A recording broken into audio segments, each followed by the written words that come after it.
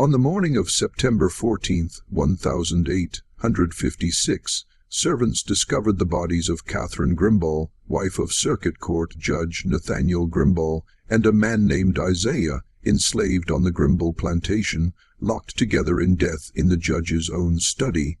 The scandal rocked Charleston society to its foundation. 47 prominent citizens signed a petition demanding the case files be sealed permanently.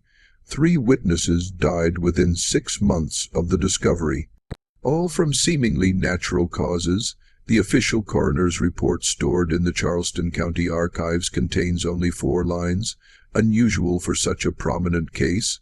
What those 4 lines don't mention, what the sealed depositions reveal, is that Catherine Grimball had been dead for nearly 12 hours before Isaiah's body was placed beside hers.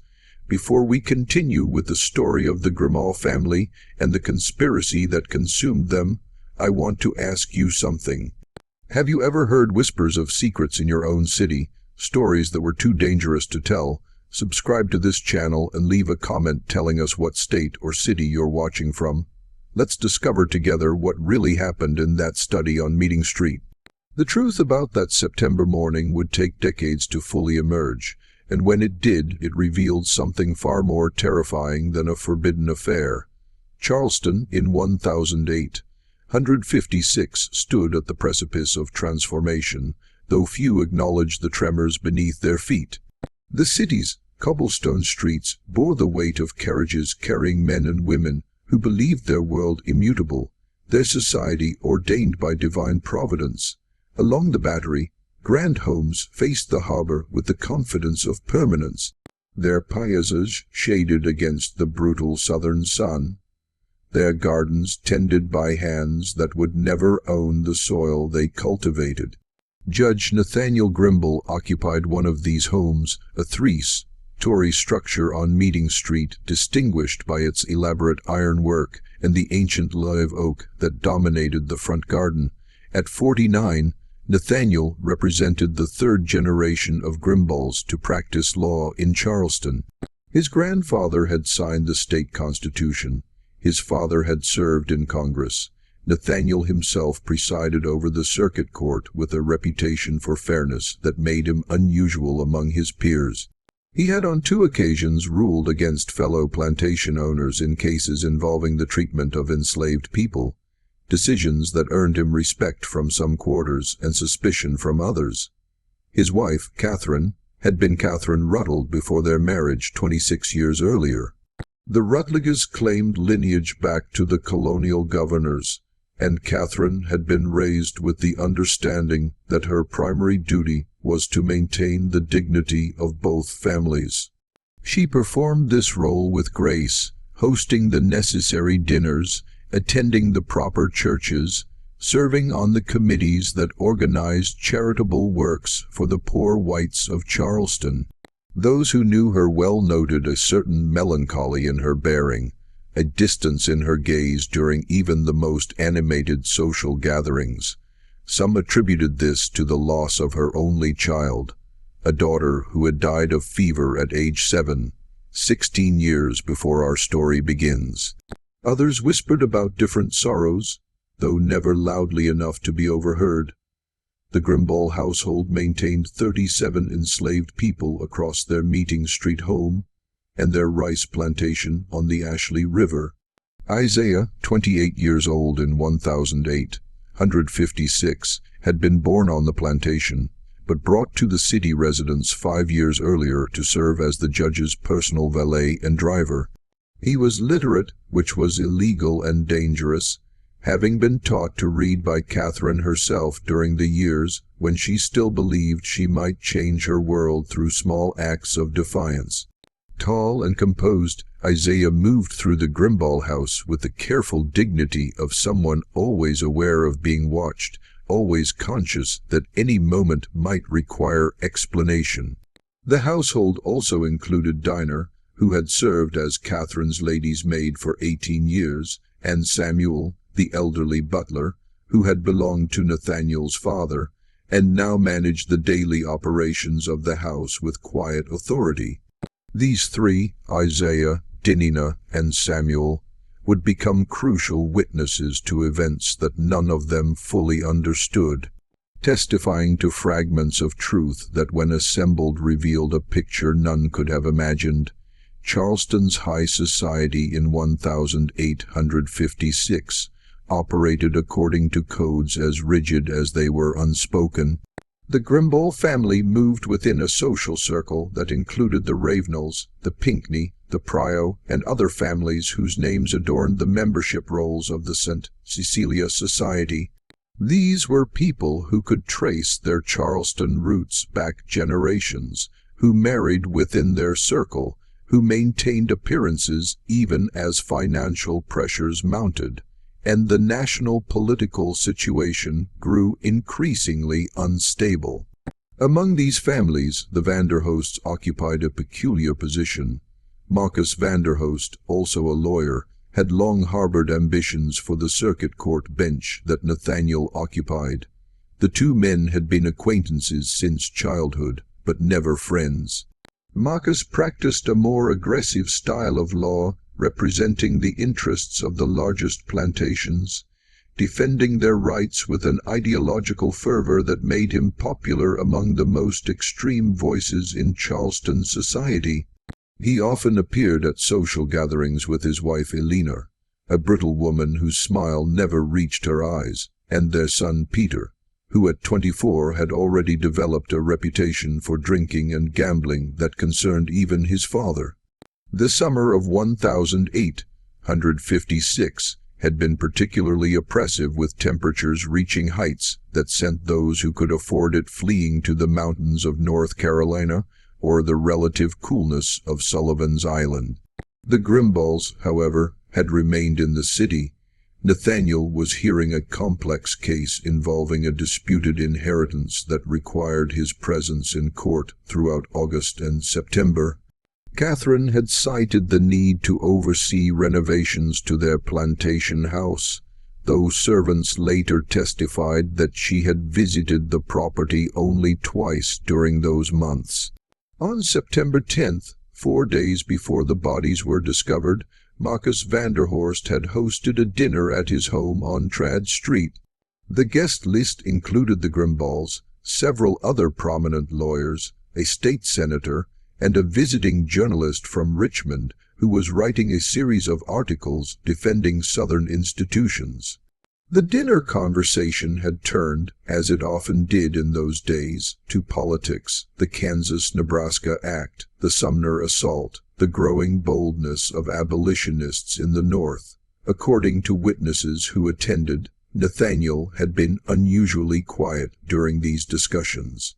When pressed by Marcus for his opinion on a proposed state law that would make teaching enslaved people to read a crime punishable by imprisonment, Nathaniel had responded with characteristic precision.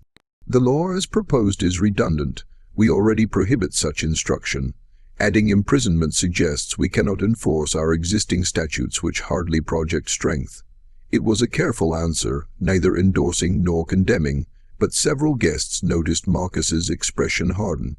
Peter Vanderhorst, already several glasses deep into his father's brandy, had laughed and said something about soft judges making soft law, earning a sharp look from his father, but nervous chuckles from others at the table. Catherine had excused herself early, claiming a headache. Isaiah had been summoned to bring the carriage around, and witnesses later recalled seeing Catherine standing on the Vanderhurst piazza while she waited, staring out at the darkened street with an expression one guest described as like a prisoner counting the stones in her cell. The next 3 days passed in what appeared to be routine fashion. Nathaniel presided over court sessions. Catherine received a visit from her sister, managed household affairs, attended a meeting of the Ladies' Benevolent Society, but servants later testified to subtle disturbances in the household's normal rhythm. Diner noticed that Catherine seemed distracted, often staring at nothing, sometimes startling when addressed.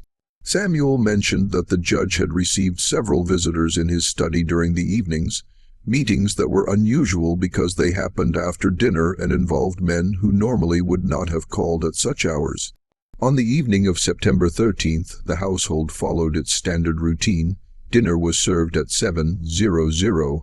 The judge and his wife ate largely in silence, Diner later recalled, with Catherine barely touching her food. At 8:30, Nathaniel retired to his study to review documents related to the inheritance case. Catherine went to her sitting room on the second floor, where she normally spent her evenings reading or doing needlework. Isaiah was dismissed for the night after helping the judge into his smoking jacket and ensuring the study fire was properly laid. Samuel locked the doors at 9:30, as he did every night, and the household settled into sleep. What happened during the next several hours would be reconstructed only partially from physical evidence and conflicting testimonies, but certain facts remained indisputable. At some point between 9:30 that evening and dawn, Catherine Grimmel died in her husband's study, and sometime after her death, Isaiah's body was placed beside hers in a tableau designed to suggest a secret affair interrupted by violence. The morning of September 14th dawned clear and already warm, promising another sweltering day. Samuel rose at his customary 5:30 to begin opening the house, drawing back curtains, opening windows to catch what little breeze moved through the city's streets. At 6, he knocked on the study door to wake the judge, as he had done every morning for 20 years. When no response came, he knocked again. The door was locked from inside, which was unusual but not unprecedented. The judge sometimes locked himself in when working late on particularly sensitive cases. By 6:30, with still no response, Samuel's concern deepened. He fetched the spare key that hung in the butler's pantry, and after hesitating at the threshold, unlocked and opened the study door. The study faced east, catching the early morning sun through tall windows that overlooked the garden as light streamed into the room. Samuel saw Catherine first. She lay on the Turkish carpet beside the judge's desk on her back, still wearing the gray silk dress she had worn to dinner the previous evening. Her hands were folded over her stomach in an attitude of peaceful repose that seemed carefully arranged. Her eyes were closed, her expression calm, almost serene. Isaiah lay beside her, positioned on his side as if he had fallen while reaching toward her. He wore the dark trousers and white shirt that comprised his work clothes, but his feet were bare. His eyes were open, staring at nothing, and his right hand extended toward Catherine's shoulder, though not quite touching it. Between them, clearly placed rather than dropped, lay an empty laudanum bottle. Samuel stood in the doorway for what he later described as time outside of time, his mind refusing to assemble what his eyes showed him into any coherent narrative.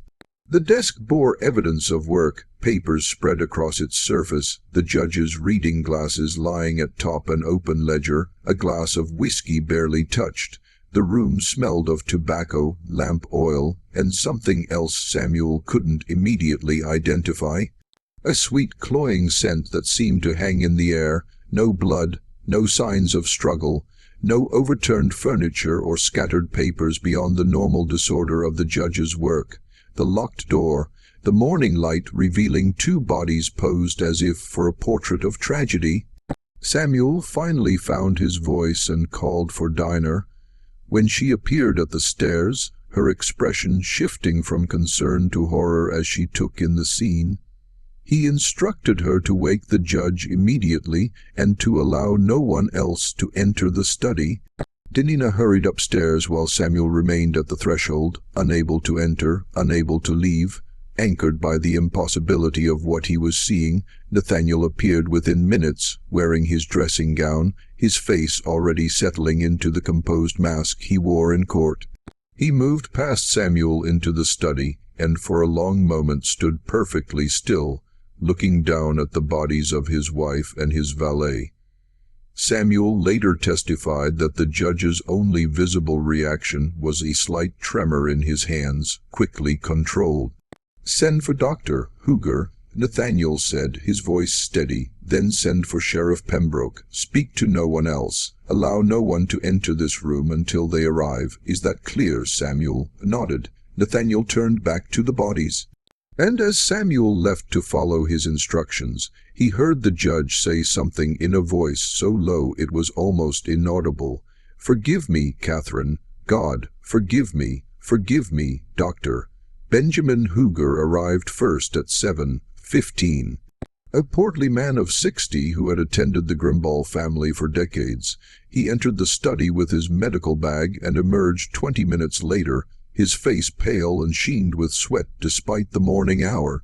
He spoke briefly with the judge in the hallway, their conversation too quiet for others to overhear, then departed with unusual haste, saying he needed to retrieve certain instruments. Sheriff Thomas Pembroke arrived shortly after 8, accompanied by his deputy, a young man named William Drayson.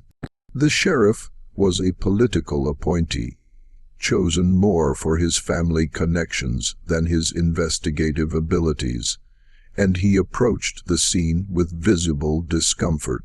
He spent perhaps 10 minutes in the study, during which servants heard him asking questions of the judge in a deferential tone, more suited to a social call than an investigation. When the sheriff emerged, he gathered the household staff in the front parlor. His questions were peremptory. Had anyone heard anything unusual during the night? Had anyone seen Mrs. Grimball or Isaiah after 9:30? Did anyone know of any prior relationship between the deceased, Samuel, Diner, and the other servants? Responded with careful precision. No unusual sounds. Mrs. Grimball had retired to her sitting room. Isaiah had gone to his quarters above the carriage house. No one mentioned the tension they had sensed in recent days, the whispered conversations they had overheard. The fact that Catherine had seemed increasingly withdrawn. Survival in a slave-owning household meant knowing what questions to answer and what truths to keep silent. By mid-morning, word of the tragedy had begun spreading through Charleston society with the speed of fire through dry kindling. Visitors arrived at the Meeting Street house, ostensibly to offer condolences, but clearly eager for details. Nathaniel refused to see anyone remaining in his private chambers. Dr. Huger returned, briefly entering through the rear of the house, and departed again without speaking to the assembled staff. The bodies were removed late that afternoon, transported to the coroner's facility on Queen Street. No public announcement was made. No notice appeared in the Charleston newspapers. The study door was locked and would remain locked for the next 3 weeks. That evening, as servants prepared a dinner that no one would eat, Dinina was summoned to the judge's private study, a smaller room on the second floor, separate from the death scene. She found Nathaniel seated at his desk, but he was not working. He simply sat, staring at nothing, his hands folded before him. When he finally spoke, his voice carried a weight that frightened Dina more than any anger could have. "Tell me the truth," he said, "not what you think I want to hear. The truth. Did Catherine and Isaiah have an affection for each other?" Dina considered her response carefully. "In this house with this judge, the truth might be safer than a lie. Mrs. Catherine taught Isaiah to read, sir, years ago when he was just a boy. They talked about books, sometimes about ideas, but it was like a teacher and a student, sir, nothing else. I swear it on my life." Nathaniel nodded slowly. "That's what I thought. That's what I needed to hear from someone I trust." He paused, and when he continued, his words chilled Diner to her core. "What happened in that study wasn't what it appears to be. I know this, but proving it, that's a different matter entirely. Be careful, Diner, be very careful who you speak to in the coming days. There are people who want a particular story told, and they don't care about the truth." The official coroner's report, completed on September 16th, consisted of 4 lines. Catherine Grimball and Isaiah Negro, male, found deceased September 14th, 1856. Cause of death, laudanum poisoning. Manner appears to be murder, suicide, or suicide pact. Case closed. The brevity was stunning for a case involving one of Charleston's most prominent families. No detailed examination of the bodies, no reconstruction of events, no consideration of alternative explanations, just 4 lines and a case sealed. Within days, a petition began circulating among Charleston's elite. 47 prominent citizens eventually signed it, including 3 other judges, 2 state senators, and the mayor himself. The petition requested that all documents related to the Grimold case be sealed indefinitely, citing the dignity of the deceased and the preservation of public morality. The request was granted by a special session of the court held behind closed doors, presided over by Judge Horatio Pryor, Nathaniel's colleague and supposed friend. The case files, including witness testimonies, the coroner's preliminary notes, and any physical evidence, were placed in a sealed box and stored in the courthouse vault, accessible only by court order. Nathaniel Grimold did not attend the sealing proceedings. He had withdrawn entirely from public life immediately following the deaths, taking a leave of absence from his judicial duties. The Grimold house on Meeting Street remained shuttered, its windows covered, no smoke rising from its chimneys. Servants reported that the judge stayed primarily in his upstairs chambers, seeing no one, eating little, spending hours writing in journals that he allowed no one to read. In the quarters above the carriage house where Isaiah had lived, his few possessions were quietly removed by other enslaved members of the household. Among these items, a Bible with margin notes in Isaiah's careful handwriting, 3 books of poetry, a writing tablet filled with observations about Charleston's gardens, and a leather-bound journal that would not be discovered until years later, hidden beneath a floorboard. Catherine Grimold was buried in the family plot at Magnolia Cemetery on September 17th. The funeral was a small, private affair, unusual for someone of her social standing. Nathaniel attended, supported by his brother Samuel, who had traveled from Georgia. Catherine's sister was there, her face hidden behind heavy mourning veils, weeping throughout the brief service. Notably absent were most of the Ruttles family and many of the Grimm's usual social circle. Charleston society had already begun its judgment. Isaiah was buried the same day in the enslaved section of the cemetery, far from the Grimold plot. No service was held, no marker was placed. Within a month, even the location of his grave would be forgotten. His existence reduced to an entry in the Grimold Plantation ledgers. Isaiah, deceased September 1856, loss valued at $1,200. The whispers started immediately in parlors across Charleston, in the market, at church gatherings. People who had never exchanged more than pleasantries with Catherine Grimold suddenly claimed intimate knowledge of her character. She had always seemed melancholy. They said there had been something strange about her, something not quite right. The way she sometimes looked at her slaves with too much recognition, too much sympathy. And that Isaiah, hadn't there been something presumptuous about him? The way he carried himself, the way he looked people in the eye, clearly there had been something illicit going on, something immoral, and it had led to this inevitable tragedy. Others, the quieter minority, questioned the official narrative. Why would Catherine, who had never shown any sign of romantic attachment to Isaiah, suddenly conduct an affair so carelessly? Why would Isaiah, who understood better than anyone the consequences of such an accusation, risk not only his own life, but the safety of everyone in the Grimold household? Why was the coroner's report so abbreviated? Why were the case files sealed?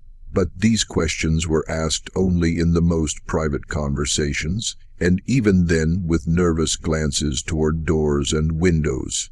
Charleston in 1856 was not a place where challenging the prevailing narrative was safe, particularly when that narrative served to reinforce existing social structures and beliefs. 3 weeks after the deaths, Marcus Vanderhorst visited the Grimold house, arriving early in the morning unannounced. Samuel, who answered the door, tried to turn him away, explaining that the judge was receiving no visitors, but Marcus insisted, his voice carrying the kind of authority that expected compliance. "Tell Judge Grimball that I have information he needs to hear. Tell him it concerns the events of September 14th. Tell him I'm here as a friend." The judge received him in the upstairs study. Their conversation lasted nearly an hour, and though servants could not hear the words, they heard the tone. Marcus' voice, initially measured and sympathetic, gradually rising to something more insistent, almost threatening. Nathaniel's responses came less frequently and quieter. When Marcus finally left, Samuel noted that his expression carried satisfaction, like a lawyer who had won an important concession. That same afternoon, Nathaniel emerged from his self-imposed isolation. He called Samuel and Dina to the study and spoke to them with a composure that seemed forced, artificial. "I am returning to my duties on Monday," he announced. "The house will reopen. We will resume normal operations. The past must remain past, do you understand?" But before dismissing them, he added something else. Speaking directly to Dina, "You asked me once years ago why I didn't free you, why I didn't free any of you. Do you remember what I said?" Dina nodded. He had told her that freedom papers meant nothing in Charleston, that they could be challenged, revoked, ignored, that she was safer as his property under his protection.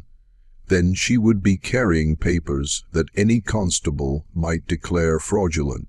"I was wrong," Nathaniel said now, his voice hollow. "I told myself I was protecting you, but I was really protecting myself, protecting my position, my reputation, my place in a society that I should have challenged instead of accommodated. And now Catherine is dead and Isaiah is dead, and he stopped, seeming to realize he had said too much. "Be careful, Diner. Trust no one, not even me." Judge Nathaniel Grimmaw returned to the circuit court bench on October 1st, 1856, exactly 17 days after the deaths. His colleagues welcomed him back with expressions of sympathy that seemed rehearsed, hollow. Court proceedings resumed, and for several weeks life appeared to return to its previous rhythms. But those who knew Nathaniel well noticed changes. He had lost weight, his face had acquired new lines, and there was a hardness in his eyes that had not been there before. In early November, something unexpected happened. A letter arrived at the courthouse addressed to Judge Grimald, but intercepted by his clerk, a young man named Daniel Ravenel, whose family connections had secured him the position. The letter bore no return address and had been posted from Columbia. Daniel, following what he later claimed were his duties, opened and read the letter before presenting it to the judge. The letter's contents were brief but explosive. "Judge Grimball, I was Dr. Huger's assistant on September 14th. What I observed in your study contradicts the official report. The positioning of the bodies, the rigor mortis, the lividity patterns, nothing matched a simultaneous death or even deaths within the same hour. I kept silent because I was told to, but my conscience troubles me. I am leaving South Carolina. Consider this my testimony to truth, whatever good it may do. James Thornton." Daniel Ravenel immediately took the letter to Marcus Vanderhorst, not to Judge Grimball. This fact would later prove significant. Marcus called an emergency meeting of several prominent attorneys and judges that very evening held at his office on Broad Street. Nathaniel was invited, though it was clear he was being summoned rather than consulted. According to later testimony from a clerk who overheard portions of the meeting, Marcus had presented the letter as evidence of a potential scandal, not the scandal of September 14th, but the scandal of a cover-up. "If this Thornton fellow starts talking in Columbia, or, God forbid, writes to northern newspapers, we'll have abolitionists swarming Charleston, calling this another example of Southern immorality," Marcus argued. "We need to contain this. We need to ensure that the official story remains unchallenged." The response he proposed pressured Dr. Hooger to provide a more detailed report affirming the murder-suicide theory, locate and silence James Thornton through whatever means necessary, and ensure that no other witnesses felt compelled to speak out. Several men in the room agreed. But Nathaniel, according to the clerk's account, stood and spoke for the first time that evening. Or, he said, his voice cutting through the discussion, "We could acknowledge that there are questions about what happened that night. We could reopen the investigation. We could seek truth instead of convenience." The silence that followed was profound. Marcus finally responded, his voice carrying both pity and warning. "Nathaniel, I understand you're grieving, but you need to consider what you're suggesting. A reinvestigation would require examining Catherine's reputation in detail. It would require questioning the household staff, including your slaves, in ways that might produce testimony that might be even more damaging than the current narrative. Sometimes, difficult as it may be, we must accept that certain truths are better left undisturbed." Nathaniel left the meeting shortly after, and according to Samuel, who waited with the carriage, the judge's hands shook as he climbed inside. That night, Nathaniel did something he had never done before. He summoned Dina and Samuel to his study and spoke to them as equals, not as property. "I need to know what you know," he said. "Not what you think it's safe to tell me. Everything. Catherine's state of mind in the days before her death, any unusual visitors, any conversations you might have overheard. I know you've been protecting me, protecting yourselves, but protection through silence is no longer enough."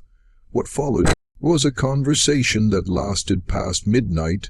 Dinah revealed that Catherine had received letters in the weeks before her death, letters that arrived with no return address, that Catherine read and immediately burned in the fireplace. She described how Catherine had become increasingly withdrawn, more fearful, often checking the windows as if expecting someone. Samuel mentioned the late-night visitors to Nathaniel's study, meetings that had disturbed the household's routines. He named the visitors. Marcus Vanderhorst had come twice, Peter Vanderhorst once, and on September 12th, 2 nights before the deaths, Sheriff Pembroke himself had spent an hour in the study with the judge. Nathaniel listened to all of this with the focused attention he brought to court testimony.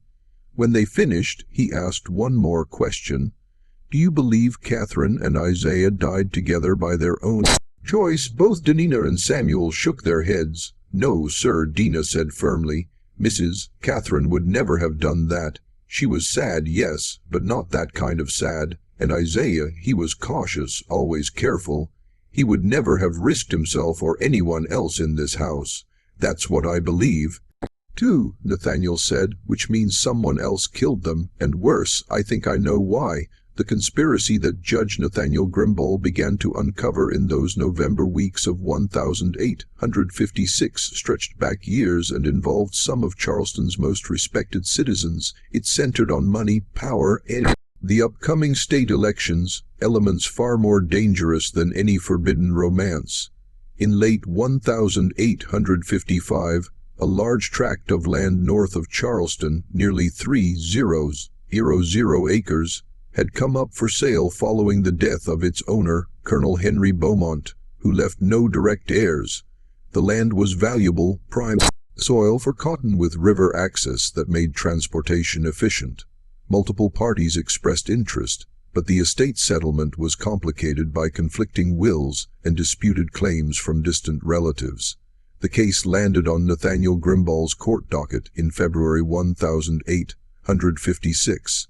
As he reviewed the documents, he discovered irregularities, signatures that appeared forged, witness testimonies that contradicted each other, and most troubling, evidence suggesting that certain parties had known about Colonel Beaumont's death before it was publicly announced and had begun maneuvering to acquire the land immediately. Among those parties, a consortium that included Marcus Vanderhorst, Sheriff Thomas Pembroke, and 3 other prominent Charleston attorneys. They had formed an investment group with the intention of purchasing the Beaumont land, subdividing it, and reselling it at enormous profit. Their plan required that the estate sale proceed quickly without extensive legal challenges, and that certain competing claims be dismissed. Nathaniel had been expected to facilitate this, as a fellow member of Charleston's elite, as someone who understood how business was conducted. He should have recognized his role and played it appropriately. Instead, he had done something unthinkable. He had begun a legitimate, thorough investigation of the estate documents. He had discovered the forgeries. He had uncovered evidence suggesting that Colonel Beaumont's death might not have been from natural causes as reported, but from poison administered over several months, and he had scheduled a hearing for September 30th, 1856, at which these findings would be presented publicly. Catherine had learned about this in early September. The letters Diner mentioned, the ones Catherine burned, they had been warnings, thinly veiled threats suggesting that certain actions would have consequences for the Grimm family. Catherine had tried to convince Nathaniel to drop the investigation to rule in favor of the consortium to preserve their safety. But Nathaniel, believing in law and justice with a faith that now seemed tragically naive, had refused. On the evening of September 13th, Marcus Vanderhorst and Sheriff Pembroke had visited Nathaniel's study for a final conversation. They presented him with a choice blunt and terrifying in its clarity: dismiss the competing claims, rule in favor of the consortium's acquisition, and receive compensation that would make him wealthy beyond his current means. Refuse and face consequences, not threats, they emphasized, just realities. Evidence could be manufactured, reputations destroyed, accidents arranged. Nathaniel had refused. According to what he later wrote in his journal, the journal found years later during the renovation of the Meeting Street house, he had stood on principle, believing that his position as a judge and his family name would protect him. I told them to get out of my house, he wrote. I told them I would see them in court as defendants when I referred their conspiracy to the grand jury. Marcus smiled, and that smile told me I had made a terrible mistake. What happened next? In those dark hours after the household went to sleep, Nathaniel reconstructed from physical evidence and from a confession he eventually extracted from someone close to the conspiracy. Catherine had been murdered first, killed in her sitting room with a dose of laudanum so concentrated that death would have come quickly. Her body had then been carried down to the study. Isaiah, who had quarters above the carriage house, would have been easy to lure with a message supposedly from the judge. Once in the study, he was murdered as well, again with laudanum, but administered differently, violently, which explained the open eyes and the reaching position of his death. The scene had been staged carefully, the empty laudanum bottle placed between them, Catherine's dress arranged to suggest she had come to the study willingly, Isaiah positioned to imply an interrupted encounter. The study door had been locked from inside, the key left in place, to suggest that the two had sought privacy for their final moments together. Every detail calculated to create a narrative that Charleston society would not only believe but would want to believe. A narrative that reinforced every prejudice and fear about racial mixing and moral transgression. The plan had been brilliant in its cruelty. It silenced Nathaniel's investigation by destroying his moral authority. What judge could prosecute a land fraud case while his own wife lay under a cloud of scandal? It sent a message to anyone else who might consider challenging the consortium's interests, and it did all this while technically committing no crime that could be easily proven. Murder dressed as scandal, political assassination disguised as tragedy, but the conspirators had made mistakes. James Thornton, Dr. Hooger's assistant, had noticed the timing inconsistencies in the body's conditions. The Lord bottle, though empty, bore a pharmacist's mark that Nathaniel traced to a specific Charleston chemist who reluctantly admitted filling an unusually large prescription for Marcus Vanderhorst's son, Peter, just days before the deaths. And someone had talked, not openly, not directly, but in whispers that reached the right ears. By mid-November, Nathaniel had assembled enough evidence to present to a grand jury. Not proof, not quite, but enough to raise serious questions, enough to force a real investigation. He prepared his materials carefully, made copies, which he stored in different locations, and scheduled a meeting with the state attorney general for December 1st. He never made that meeting. On the evening of November 28, 1856, fire broke out in the Grimball house on Meeting Street. The fire started simultaneously in 3 different locations, a pattern that even the primitive fire investigation techniques of the era recognized as arson. The house burned completely, and those servants escaped. Nathaniel Grimmel did not. His body was found in the upstairs study where he had been working when the flames began. The door to that study had been locked from outside. The key was never recovered. Within days, 3 more deaths occurred. Samuel, the elderly butler, died of what was called a heart seizure while walking near the market. Denina disappeared entirely and was never seen again. Later, rumors suggested she had escaped to the north, but no confirmation ever emerged, and Peter Vanderhorst, Marcus' dissolute son, died of what his father claimed was accidental laudanum poisoning, though many suspected Marcus had silenced his own son to eliminate the connection to the earlier murders. The Beaumont estate case was reassigned to Judge Horatio Prio, who ruled in favor of consortium within a week. The land was purchased, subdivided, and sold. The profits made several Charleston families very wealthy, and the story of the grim tragedy entered Charleston's historical memory as a cautionary tale about forbidden desires and inevitable justice, not as an account of conspiracy and murder. The full truth about September 14, 1856, did not emerge until decades later, long after everyone directly involved had died. In 1889, during renovations to the home that had been rebuilt on the Meeting Street property where the Grimball house once stood, workers discovered a metal box hidden in the foundation. Inside were papers, copies of the documents Nathaniel had prepared for the Attorney General, his personal journals detailing the conspiracy, and something else, a confession. The discovery happened on a humid afternoon in late June. The construction foreman, a man named Thomas Becket, who had no connection to any of the families involved in the original tragedy, had been overseeing the installation of new support beams in the basement when one of his workers' pickaxe struck something that rang with a metallic sound. Curious, Becket ordered the area carefully excavated. What emerged was a sealed iron box approximately 12 inches square, its surface marked with rust, but its seal still intact. Becket, being a cautious man and aware that he was working on a property with historical significance, did not open the box immediately. Instead, he contacted the property's owner, Mr. Jonathan Haywood, a Charleston merchant who had purchased the lot and commissioned the renovation with plans to convert it into a boarding house. Haywood, in turn, recognizing that the box might contain items of historical or monetary value, brought it to the Charleston Historical Society, where it was opened in the presence of 3 witnesses. Haywood himself, the Society's director, Dr. William Ravenel, a distant cousin of the Ravenel family, but with no close ties to the events of 1856, and a local attorney named Samuel Clifton. The moment the box was opened, its contents revealed a story that the 3 men realized would shake Charleston's understanding of its own past. The papers inside were remarkably well preserved, protected by the iron container and the dry conditions of their hiding place. At the top of the stack lay a letter addressed to whoever finds this box, written in a feminine hand that was later identified as belonging to Eleanor Vanderhorst.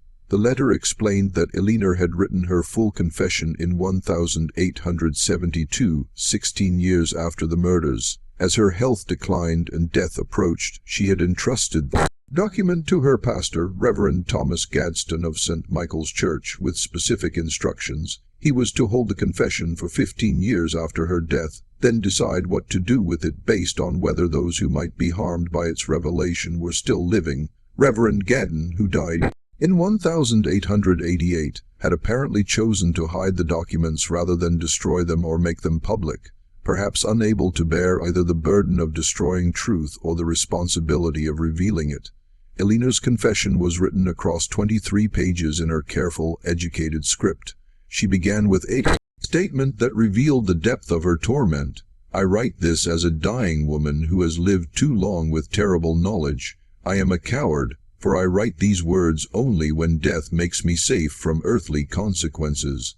But perhaps cowardice that preserves truth is better than courage that maintains lies. Let God judge me, for I can no longer judge myself.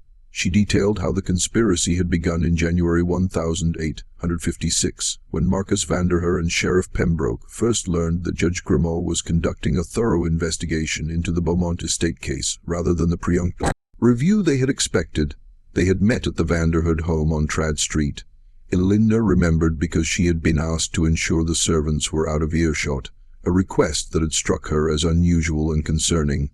I stood in the hallway outside Marcus's study, Ililana wrote, and I heard them discuss Judge Grimaud as one might discuss a business problem requiring a solution. There was no anger in their voices, no passion. They spoke of destroying a man's life with the same tone they might use to discuss the weather or the price of cotton. That coldness frightened me more than any rage could have. The plan had developed over the following weeks. Initially, they hoped to pressure Nathaniel through financial incentives or professional influence. When those approaches failed, they considered other options. Elinda described how Marcus had brought Peter into the conspiracy reluctantly, recognizing that his son's weakness for alcohol and gambling had left him financially dependent and therefore controllable. Peter owed debts across Charleston, some to dangerous men, and Marcus offered to clear those debts in exchange for his son's participation in what he called a necessary action to protect the family's interests. Elinda's account of the night of September 13th was particularly detailed, suggesting she had heard the plan discussed multiple times and had perhaps even witnessed some of the preparations. She described how Peter and two men employed by Sheriff Pembroke, she named them as Daniel Rutland and James Colleton, both of whom had died in the war years later, had entered the Grimball house through a basement entrance that opened onto a small courtyard. This entrance was secured by a simple latch that could be opened from outside with a thin blade, a vulnerability that Marcus had learned about from casual conversation with Catherine Grimball at a social function months earlier. They carried Eldinum, Elena wrote, purchased in quantities from 3 different pharmacists to avoid suspicion and mixed into a concentration that would kill quickly. They also carried laudanum in smaller doses, meant to sedate rather than kill in case they encountered servants who needed to be silenced temporarily. Marcus had planned for every contingency except one, that the weight of what they were about to do might prove too heavy for any of them to carry afterward. The murderers had moved through the dark house with knowledge of its layout. Marcus had visited often enough to guide them through his descriptions. They found Catherine in her sitting room, reading by lamplight, as was her custom. When she looked up and saw men she did not know entering her private space, she had only a moment to register fear before Peter Rutland covered her mouth, while James Colleton forced the poisoned laudanum down her throat. Elena described this clinically, without emotion, as if distance from feeling made the truth easier to tell. Catherine struggled, Elena wrote, and in her struggle, she knocked over the lamp on the table beside her chair. Peter caught it before it could fall and start a fire, but the act of catching it, of preventing that accidental chaos while deliberately committing murder, struck him with the full horror of what he was doing.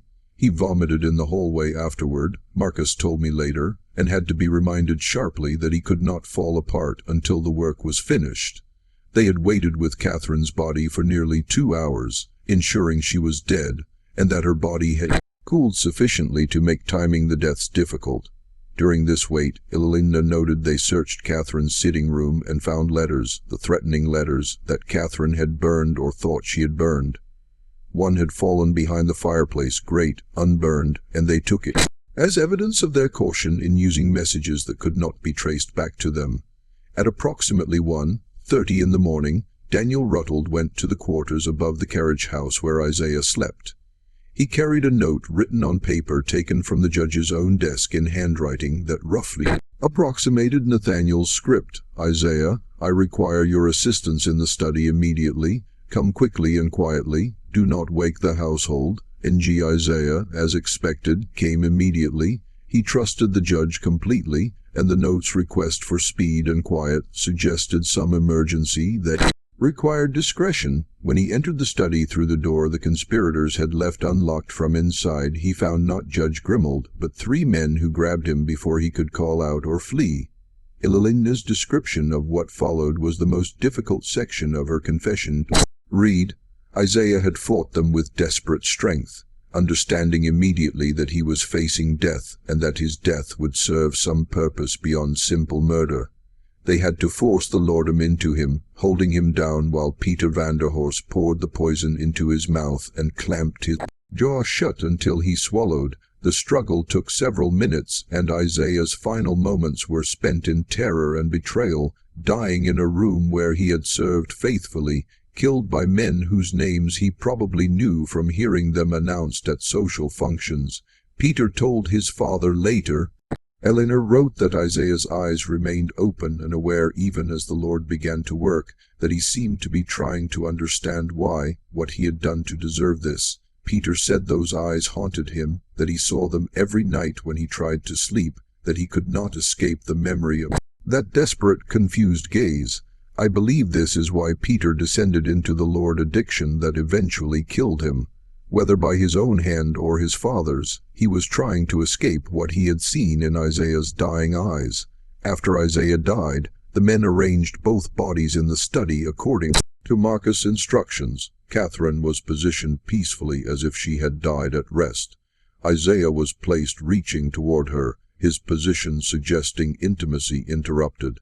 The empty laudanum bottle was carefully placed between them, positioned where it would be noticed immediately. They spent perhaps 20 minutes adjusting the scene, making certain that every detail supported the narrative. They needed a secret affair, a suicide pact or murder-suicide, a scandal that would destroy any moral authority Nathaniel Grimble might claim. Before leaving, they locked the study door from inside, using the key kept in the desk drawer, then exited through the study window, which opened onto the garden and could be secured from outside by someone who knew the mechanism. They left no signs of forced entry, no evidence of their presence beyond the bodies themselves, arranged in their terrible tableau. Elinda's confession then addressed the aftermath. She described how Marcus had returned home near dawn, his clothes changed, his manner composed, and had told her simply, "It's done. The problem is resolved." When she asked what he meant, he had looked at her with an expression she described as utterly empty, as if something human had been removed and replaced with pure calculation. "I knew in that moment," Elinda wrote, "that my husband had become something I no longer recognized, or perhaps worse, that I was finally seeing clearly what he had always been beneath the surface of respectability and charm. I asked no more questions that morning, but in the days that followed, as the scandal spread and I watched the official narrative take shape, I understood piece by piece what had been done." She described her growing horror as the plan's genius became clear. Nathaniel Grimble, confronted with the staged scene of his wife's infidelity and death, was paralyzed. To investigate the murders honestly would require him to subject Catherine's reputation to intense scrutiny, to allow lawyers and officials to examine every aspect of her life, her character, her relationships.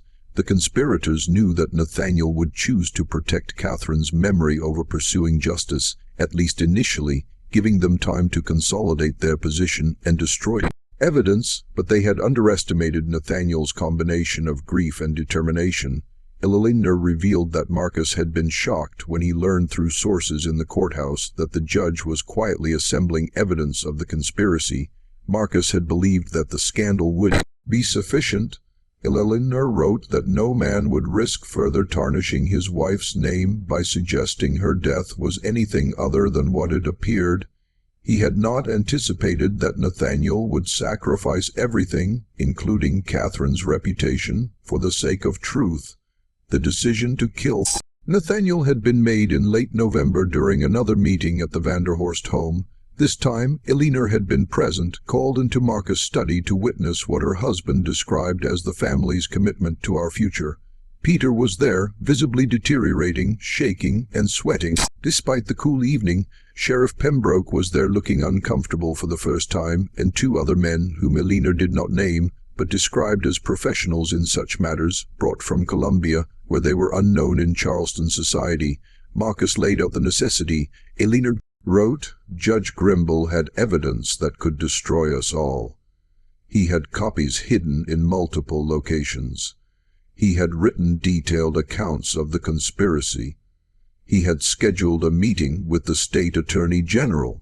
The situation required, Marcus said, a permanent solution, and because Nathaniel had been clever enough to hide his evidence in multiple places, they needed to destroy not just the man, but all his papers, everything in his house that might contain proof. Fire was chosen as the method because it would destroy evidence while appearing accidental, or at least not immediately traceable to the conspiracy. The two professionals from Columbia were experienced in such work, Marcus assured the group. They would set fires in multiple locations simultaneously, creating a blaze that would spread too quickly for anyone to control. They would ensure that Nathaniel's study, where most of his recent work was stored, burned completely. Elelena described her horror at hearing this plan, at watching her husband calmly discuss the murder of a man they had known for decades, whose wife they had already killed. She had finally spoken, asking Marcus if he understood what he was proposing, if he comprehended the magnitude of evil they were embracing. Marcus looked at me with what might have been pity, she wrote, and said, Eleanor, we passed the point of moral consideration when we acted in September. Now we're simply managing consequences. If you can't support this, you're welcome to leave Charleston and live quietly elsewhere with a generous allowance. But you cannot stay and become a liability. She had stayed, he admitted in her confession, because she lacked the courage to flee, because she feared the power Marcus wielded, because leaving would have required abandoning her home and everything she knew. I am writing this confession as my judgment of myself, Elelena concluded this section. I was present when murder was planned, and I did nothing to prevent it. I am complicit in Judge Grimball's death as surely as if I had struck the match myself. I lived 20 more years carrying this knowledge, and I found no peace in any of them. The fire had been set on November 28th, just as Nathaniel was preparing his final documents for the Attorney General meeting. Elelena described how Marcus had spent that evening at their home, establishing an alibi, hosting dinner guests who would testify he had been nowhere near Meeting Street when the flames began. She remembered looking across the dinner table at her husband, watching him charm their guests with stories and jokes, and thinking that she was dining with a monster wearing a gentleman's face. News of the fire reached them near midnight. Marcus had responded with appropriate shock and concern, had even organized men to help fight the flames, though by the time anyone arrived, the Grimble house was already consumed. I remember standing in our garden. Elelena wrote, watching the orange glow in the sky where Meeting Street burned, and knowing that with that fire, truth itself was being reduced to ash. But truth, Elelena revealed, was more resilient than the conspirators anticipated. Nathaniel Grimall, perhaps suspecting he might be in danger, had taken precautions. He had made multiple copies of his most important documents and distributed them to different locations. One set he had hidden in the courthouse itself, in a section of the archives where old estate records were stored, disguised among legitimate case files. Another set he had given to a trusted colleague, Judge Horatio Pryor, or so he thought. Pryor, it emerged, was himself compromised, and those documents never survived. But the third set, the one Nathaniel had sealed in an iron box and hidden in his own home's foundation, had been placed there weeks before the fire during a period when the house was undergoing minor repairs, and the foundation was temporarily exposed. Elelena's confession explained that she learned of these hidden documents from Marcus, who spent years worrying about their potential discovery. He would wake at night, she wrote, gripped by fear that somewhere in some archive or hidden location, Nathaniel Grimall's evidence still existed, waiting to expose us. That fear never left him, and I believe it contributed to his death in 1870. He died not peacefully but in terror, calling out in his final delirium about fires and locked doors and eyes that watched him. The confession also addressed the other deaths that followed November 28th. Samuel's death, which had been reported as heart failure, was actually murder. Elena had overheard Marcus telling Sheriff Pembroke that the old butler knows too much and might talk to save others in the household. Samuel had been poisoned with the same concentrated laudanum used on Catherine and Isaiah, administered by Daniel Ruttled in the market, made to look like the natural death of an elderly man. Dinina's disappearance was more ambiguous. Elena wrote that Marcus had planned to kill her as well, but Dinina had somehow learned of the danger and fled. I hope she reached the north, Elena wrote. I hope she found freedom and lived long enough to forget what she witnessed. But I never knew, and Marcus never spoke of whether his men caught up with her. Some questions I lived with had no answers. And Peter, Elena's own son. Her words about his death filled several pages written in a hand that grew increasingly irregular, as if the act of writing about this particular loss physically pained her. Peter had deteriorated rapidly after Nathaniel's death, consuming laudanum in quantities that alarmed even his father. He spoke frequently, when drunk or drugged, about eyes that watched him, about Catherine Grimble appearing in his room at night, about Isaiah's hands reaching for him. Marcus grew concerned that Peter's deterioration would lead to public confession, that his son would reveal everything in a moment of drug-induced honesty or guilt-driven confession. On March 14, 1857, Elena wrote, Peter died in his bedroom from what Marcus reported as accidental laudanum poisoning. But I knew the truth. I had seen Marcus enter Peter's room that evening with a bottle. I had heard Peter cry out once, then fall silent. When Marcus emerged, he looked at me with eyes that contained no grief, only calculation. He was suffering. Marcus told me this was mercy. But it wasn't mercy, it was murder, the murder of our own son to protect our position and prevent exposure.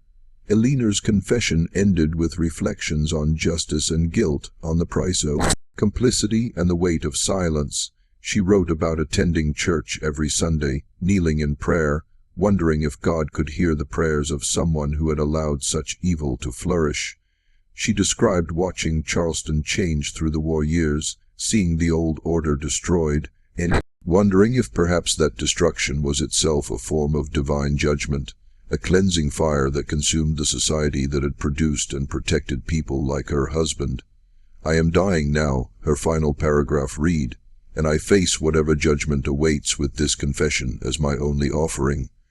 I did not have the courage to speak while it might have mattered, while justice might still have been served.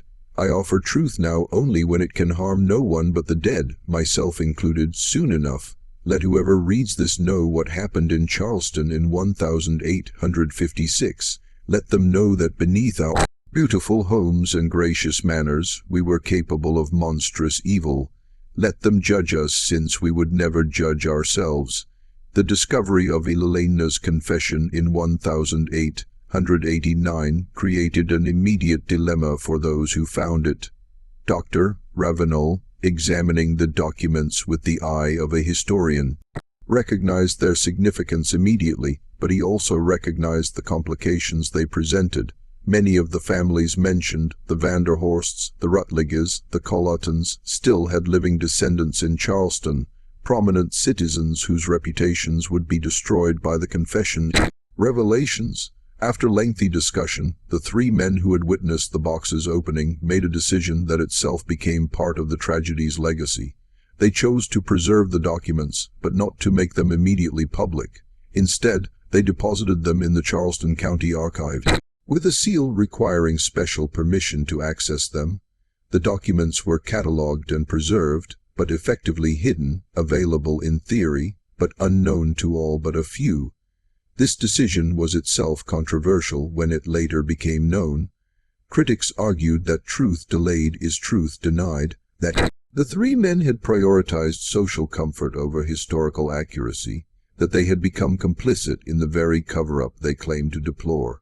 Defenders counted that in the Charleston of 1889, still recovering from war and Reconstruction, still rebuilding its social structures, the revelation of such a scandal would have caused damage out of proportion to any good it might achieve. The guilty were dead, justice was impossible, and truth served primarily to hurt the innocent descendants. The Charleston County Archives contain in a sealed section, accessible only with special permission, complete Grimball case files, the original 4-line coroner's report, the sealed depositions from household servants, the petition signed by 47 prominent citizens, and the documents discovered in 1889, Elena Vanderhorst's confession, Nathaniel Grimball's journals, his compiled evidence of the conspiracy. These materials were not widely accessible until 1934, when a graduate student named Margaret Sinclair, researching antebellum Charleston for her dissertation, discovered references to the sealed Grimball case in a footnote of a legal history text. Her persistent requests for access were initially denied, but after appealing to the State Historical Commission and demonstrating legitimate scholarly purpose, she became the first person outside the immediate circle of 1889 to read Eleanor's full confession. Sinclair's subsequent dissertation, Murder, Conspiracy, and Justice in Antebellum Charleston, the Grimball Tragedy Reconsidered, presented the evidence to an academic audience for the first time. Her work was thorough, careful, and devastating in its implications. She traced not only the conspiracy around the Beaumont land case, but connections to similar patterns of corruption and violence throughout the antebellum South. The Grimball case, she argued, was not an aberration, but an example, perhaps unusually well documented, but representative of how power actually functioned in a society built on fundamental injustice. Her work met resistance. Several Charleston families whose ancestors were named in Elena's confession attempted to block publication of Sinclair's dissertation. When that failed, they commissioned their own historians to write rebuttals, questioning Elena's mental state when she wrote the confession, suggesting she might have been confused or motivated by spite, proposing alternative explanations for the events of 1856. None of these rebuttals gained significant traction in scholarly circles, but they succeeded in their real purpose, creating enough doubt in popular understanding that the simple scandalous version of events, the forbidden affair, the tragic deaths, remained the dominant narrative in Charleston's collective memory. Historians who have studied these materials recognize the Grimball tragedy as one of the clearest examples of how Southern justice operated in the antebellum period. Not through law, but through power, not through truth, but through convenient narrative. The case reveals the mechanisms by which Charleston's elite maintained control. Violence when necessary, but violence disguised. Violence that reinforced rather than challenged the existing social order. Catherine Grimball and Isaiah were murdered not because they violated any moral boundary, but because Catherine's husband refused to participate in a land fraud scheme. Their deaths were political assassinations dressed in the clothes of scandal to make them serve double duty, eliminating opposition while reinforcing racial and social hierarchies. The genius of the conspiracy was in making the victims' own reputations serve as both weapon and shield, creating a narrative that Charleston society would embrace because it confirmed what they already believed or wanted to believe.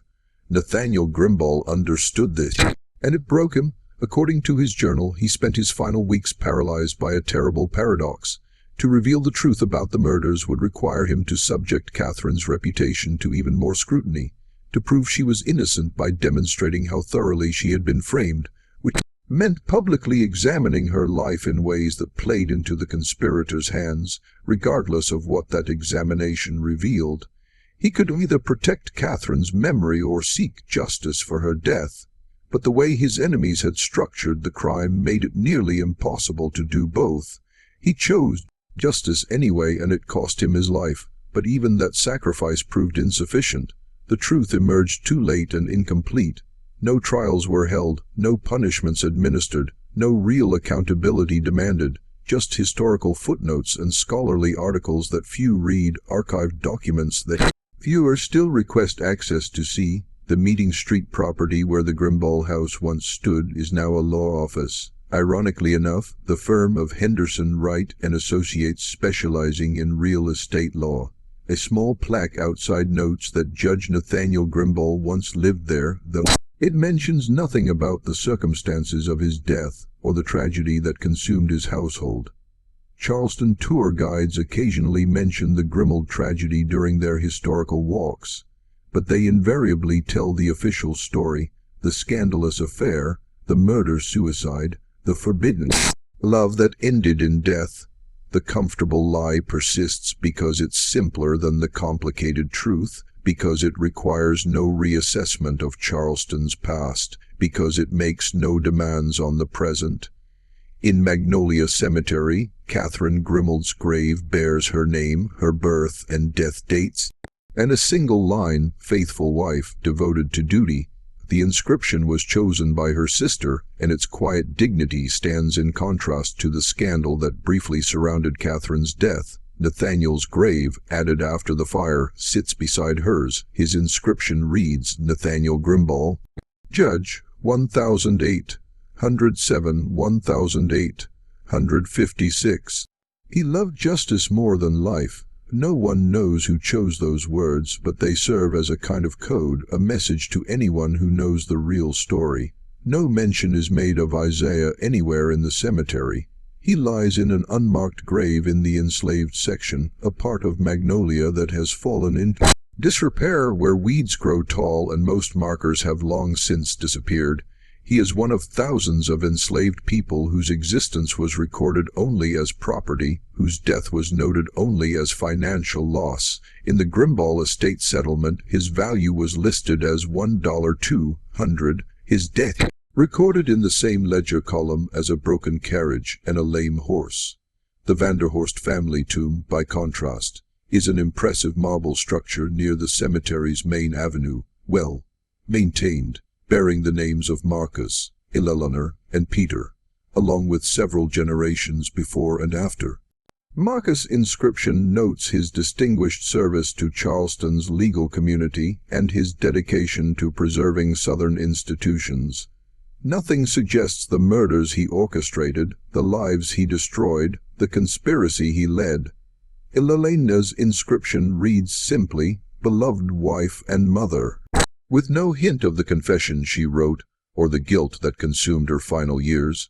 Peter's grave bears only his name and dates, the brevity perhaps reflecting his father's final act of mercy, saying nothing rather than inventing virtues the son never possessed. History, as written in marble, tells only the stories that power once remembered. The Vanderhorsts are honored, their crimes concealed beneath respectability. The Grimball